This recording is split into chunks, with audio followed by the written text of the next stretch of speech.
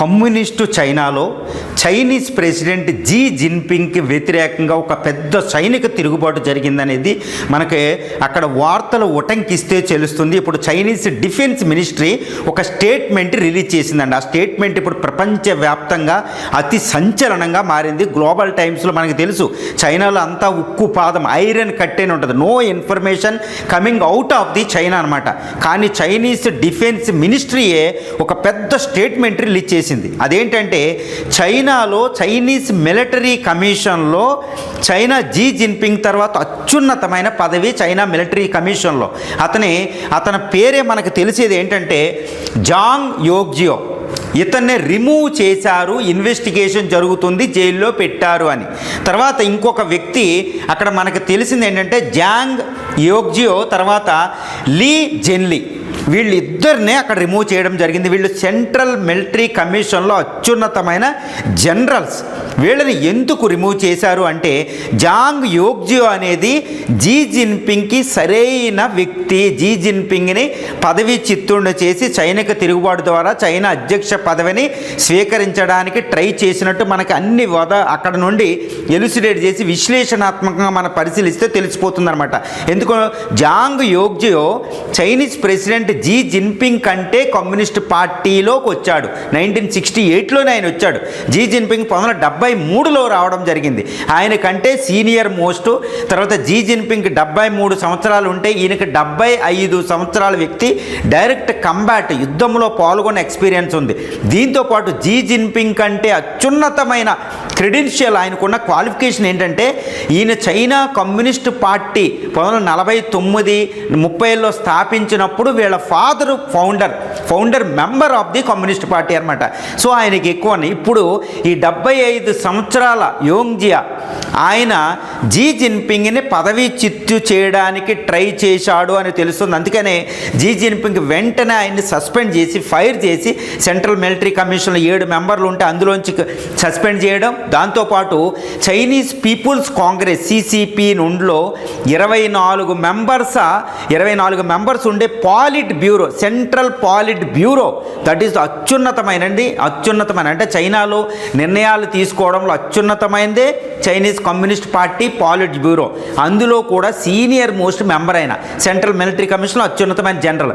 ఈ 2 పదవుల్లోంచి ఆయన తొలగించి ఆయన అనుచరుని లీ జెన్లీని కూడా తొలగించి ఇప్పుడు ఆయన మీద విచారణ జరుగుతుందనేది చైనీస్ మినిస్ట్రీ మనకి చెప్పిన అతిపెద్ద వార్త అనమాట. ఇది గ్లోబల్ టైమ్స్ అన్నింటిలో పబ్లిష్ అవ్వడం జరిగింది. కానీ ఇక్కడ అంతర్జాతీయ మిలిటరీ విశ్లేషకులు, అంతర్జాతీయ దౌత్యవేత్తలు, international experts, geopolitical experts ఉటంకిస్తే మనకు తెలుస్తుంది ఏంటి అంటే చైనాలో అతిపెద్ద సైనిక తిరుగుబాటు జరిగింది. జీ జిన్పింగ్ని పదవీ చిత్తుని చేయబోతే ఆయన జీ జిన్పింగ్ ఇతన్ని ఆర్మీ నుంచి తొలగించాడని తెలుస్తుంది. అంటే ఏంటి, జీ జిన్పింగ్ అధికారంలోకి వచ్చిన 2012 నుండి ఇప్పటి వరకు, అంటే 2012 నుంచి 2026 జనవరి మధ్యలో మనకి 14 సంవత్సరాల వ్యవధిలో ఆయన అధ్యక్ష బాధ్యతల్లో స్వీకరించిన సందర్భం నుంచి 2 లక్షల మందిని ఇలా పొలిటికల్ అవినీతి పేరు చెప్పి కరప్షన్ డ్రైవ్ అంటూ మాట్లాడి ఆయన జైల్లోకి ఎంటడం జరిగింది. దీన్ని ఏమంటారంటే కమ్యూనిస్ట్ పర్జ్ అంటారన్నమాట. అంటే కమ్యూనిస్ట్ భాషలో పగ తీర్చుకోవడం, ప్రతివాదులందరినీ తుదముట్టించేయడం అనమాట. ఇది స్టాలిన్, లెనిన్ మనకి యుఎస్ఎస్ఆర్లో కనిపిస్తుందండి. అదే చైనీస్ కమ్యూనిస్ట్ పార్టీలో మనకి ఎప్పుడు ఉంటుంది. ఇప్పుడు జీ జిన్పింగ్కు గత అక్టోబర్లో 2025 అక్టోబర్లో 8 మంది జనరల్స్ని ఒకేసారి తొలగించడం జరిగింది. ఆయన కూడా 2 నెలలు కనపడకపోతే జీ జిన్పింగ్ అరెస్ట్ అని ప్రపంచవ్యాప్తంగా న్యూస్ వచ్చింది. తర్వాత ఆయన బయటకు వచ్చాడు. తర్వాత చైనా డిఫెన్స్ మినిస్ట్రీ కనపడకుండా పోవడం జరిగిందనమాట. చైనా విదేశాంగ శాఖ మంత్రే కనపడకుండా పోవడం జరిగింది. జీ జిన్పింగ్ అధికారంలోకి వచ్చి ఇప్పటివరకు 2 జనరల్స్, ఆర్మీ జనరల్స్ కనపడకుండా పోవడం జరిగిందనమాట. చైనాలో ఇది కామనే. కానీ ఇప్పుడు జరిగిన అతిపెద్ద విషయం ఏంటంటే మనకి జాంగ్ యోగ్జియో చాలా అంటే జీ జిన్పింగ్ని మొత్తం పదవి చిత్తుడిని చేయడానికే ట్రై చేశాడని తెలుస్తుంది. ఎందుకు జరిగింది అనేది మనం చూస్తే ఇప్పుడు చైనాలో ఆర్థిక సంక్షోభం ఉంది. ఆర్థిక అభివృద్ధి 4.5% తగ్గిపోయింది. నిరుద్యోగం పెరిగిపోతుంది. అంటే చైనా చాలా అత్యున్నతమైన ఆర్థిక వ్యవస్థే, కానీ ఆల్రెడీ అక్కడ ఆర్థిక వ్యవస్థ వృద్ధి రేటు పడిపోవడం, ద్రవ్యోల్బణం పెరగడం, ఎగుమతులు ఎక్కువ ఉన్నా దిగుమతులు ఎక్కువగా ఉన్నాయి. దీనివల్ల మ్యానుఫ్యాక్చరింగ్ సెక్టర్ కొంచెం డౌన్ అయింది అమెరికా ట్రేడ్ టారిఫ్స్ వీటి వల్ల. దీనివల్ల నిరుద్యోగం ప్రొటెస్టులు జరుగుతున్నాయి. ఇది ఎప్పుడు రావు, రీసెంట్గా కొన్ని ప్రొటెస్టులు మనకి రావడం జరిగింది. షాంఘై, బీజింగ్ పెద్ద పెద్ద సిటీల్లో మనకి షెంజన్ అనే మ్యానుఫ్యాక్చరింగ్ హబ్ ప్రాంతంలో ఇది జరిగింది, ముఖ్యంగా మంచూరియా ప్రాంతంలో. షాంఘై అంటే ఈ ప్రాంతం నుంచి జీ జిన్పింగ్ వెళ్ళాడు, అక్కడ కూడా ప్రొటెస్టులు జరుగుతున్నాయి. అంతకుముందు ఈయనకు ముందు అధ్యక్షుడిగా పనిచేసిన హూ జింటావో కూడా ఈయనకి వ్యతిరేకంగా ఉండడం జరిగింది, మనం చూడవచ్చండి. ఎందుకంటే చైనీస్ పీపుల్స్ కాంగ్రెస్లోంచి హూ జింటావోని రెక్క పట్టుకుని బయటికి ఏడ్చడం జరిగింది. అంటే ఆయన వ్యతిరేక వర్గం, ఈయనకి వీళ్ళందరూ వ్యతిరేకంగా ఉన్నారు. అంటే జీ జిన్పింగ్కి చాలా వ్యతిరేకంగా సైనిక బలగాలు ఉన్నాయి. తర్వాత చైనా ఇప్పుడు తైవాన్ ఆక్రమణకు అక్కడ దళాలు ఉన్నాయి. అమెరికా ప్రెజర్ తెస్తుంది.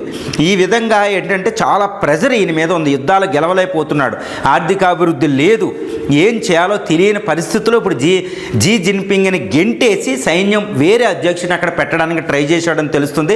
అందువల్ల సైనిక తిరుగుబాటు అనేది పుష్కలంగా అక్కడ జరిగింది. అందువల్ల యోంగ్జియాని ఇన్వెస్టిగేషన్ జరిగి లోపల పడేసినంత మాత్రాన జీ జిన్పింగ్ ఇప్పుడు ప్రాబ్లం అంటే జీ జిన్పింగ్ ప్రస్తుతం ఏంటంటే ప్రాణ ప్రమాదం ఉండడం వల్ల ఆయన చాలా జాగ్రత్తగా సెక్యూరిటీ అరేంజ్మెంట్లో ఉన్నాడు. అంటే ఏంటి, చివరి నిమిషంలో ఆయన ప్రాణాలతో బయటపడ్డాడు అనేది మనకి ఎక్కడ తెలుస్తుంది.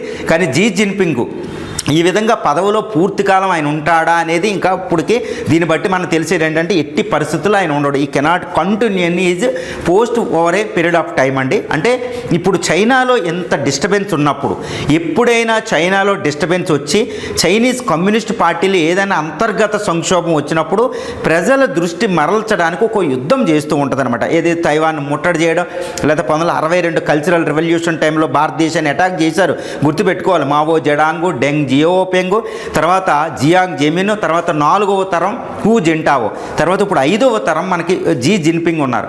చైనాలో ఆర్థిక సంక్షోభం కానీ ఏ సంక్షోభం వచ్చినా భారతదేశం మీద అటాక్ చేయడం, అటు తైవాన్ మీద ఏది వియత్నాం వార్ చేయడం, ఈ యుద్ధాలన్నీ కూడా అక్కడ సంక్షోభం. అంటే ఇప్పుడు చైనాలో సంక్షోభం వచ్చింది అంటే భారత్ చాలా హై అలర్ట్గా ఉండాలి. అందుకని భారతదేశం 4000 కిలోమీటర్ల బార్డర్ వెంబడి హై అలర్ట్లో ఉంది అనేది ఇప్పుడు తెలుస్తుంది. భారతదేశం చూడాలి చాలా keenly, India is keenly observing the unfolding situation in the China అండి. చైనా దాన్ని ఎప్పుడు మనం భారతదేశం గమనిస్తూనే ఉంటుంది. కాబట్టి ఈ జీ జిన్పింగ్కి పదవికి చాలా ప్రాబ్లం ఉంది, సైనికంగా ఆయన మీద తిరుగుబాటు ఉంది. కానీ అందరూ అంటారు ఇది న్యూస్లో ఎందుకు కనపడలేదు ఏంటి అనేది. చైనాలో మనకి గ్లోబల్ టైమ్స్ అది mouthpiece of the China people's congress అనమాట.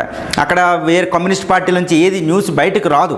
మనలాగే ఇంటర్నెట్లో అవన్నీ అక్కడ ఫ్రీగా ఉండవు, ఏ న్యూస్ రాదు. కానీ చైనీస్ మిలిటరీ డిఫెన్స్ మినిస్ట్రీయే ఈ ఆర్మీ జనరల్ యోంగ్జియాని తొలగించాం, ఆయన మీద ఇన్వెస్టిగేషన్ జరుగుతుంది, ఎందుకంటే డిసిప్లిన్ కరప్షన్ ప్రాక్టీసెస్ వల్ల అనేది చెప్తుంది. ఇప్పుడు చైనీస్ మిలిటరీ కమిషన్లు 7గురికి బదులు 2 ఉన్నారు, జీ జిన్పింగ్ ఇంకొక వ్యక్తి. అంటే ఏంటి, ఎంటైర్ చైనీస్ ఆర్మీని కంట్రోల్ చేస్తున్నారు. ఎంటైర్ మనకి చైనీస్ పీపుల్స్ కాంగ్రెస్ సెక్రటరీగా కూడా ఆయన ఉన్నాడు, అధ్యక్షుడిగా 3 పదవుల్లో. అంటే ఏంటి, మావో తర్వాత ఈ 3 పదవుల్లో కంటిన్యూ అవుతున్న వ్యక్తే జీ జిన్పింగ్. కాబట్టి ఈయన మీద చాలా తీవ్రమైన వ్యతిరేకత ఉంది, ప్రజల్లో అసంతృప్తి ఉంది. కాబట్టి చైనా అనేది ఎప్పుడు ముక్కలవుతుంది, ఎప్పుడు కమ్యూనిస్ట్ పార్టీ బుడగ బద్దలవుతుందో తెలియని సందర్భం. ఆర్థికంగా ఎంత శక్తివంతమైన అక్కడ ఆర్థిక అసమానతలు, డిస్పారిటీస్ ఉన్నాయి. ఏది వెస్ట్ ఈస్ట్ ప్రాంతానికి ఎన్నో ప్రాబ్లమ్స్ ఉన్నాయి. కాబట్టి చైనా అనేది ఒక బుడగ, అది ఎట్టి పరిస్థితుల్లో కూడా కొన్ని దశాబ్దాల తర్వాత చైనా కనుమరుగవుతుంది. ముఖ్యంగా కమ్యూనిస్టు చైనా అనేది ఉండకపోవచ్చు. ప్రజాస్వామ్యం వైపు ప్రజలు ఆలోచిస్తున్నారు, ఎందుకంటే ఆర్థికంగా వాళ్ళకి అన్నీ వచ్చేసినాయి. కానీ ఆర్థికంగా వస్తే సరిపోదండి, సుఖాలు కంఫర్ట్ కూడా కావాలి. ముఖ్యంగా ప్రజాస్వామ్య హక్కులు భారతదేశంలో ఉన్నప్పుడు ప్రాథమిక హక్కులు వాళ్ళకి లేవు, అమెరికాలో ఉన్నట్టు ప్రాథమిక హక్కులు వేరేవు. కానీ ఇప్పుడు చైనీస్ పీపుల్కి ప్రపంచంలో ఎక్స్పోజ్ అయ్యారు. కాబట్టి వాళ్ళు ఇలాంటి కమ్యూనిస్టు ఐరన్ కట్టెన్ అనేది ఉండకూడదని కోరుకుంటున్నారు.